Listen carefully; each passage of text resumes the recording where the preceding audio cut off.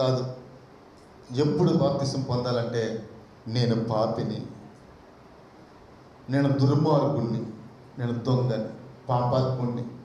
ఈ లోకంలో నాకంటే పాపి ఎవరు లేరు, ఈ లోకంలో నాకంటే దోషి ఎవరు లేరు, ఈ లోకంలో నాకంటే పనికి మాలిన వాడు ఎవడూ లేరు.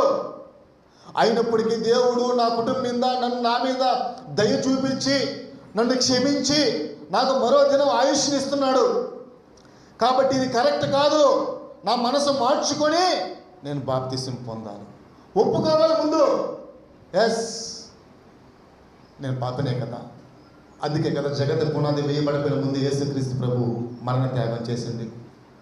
నేను పాపాత్మురాలనే కదా, నేను నటిస్తున్నాను కదా, ఆదివారం వరకే దేవుని యొక్క మందిరానికి పోయి మిగతా 6 రోజులు నేను నటిస్తున్నాను కదా, ఇది కరెక్ట్ కాదు కదా అని పశ్చాత్తాపడి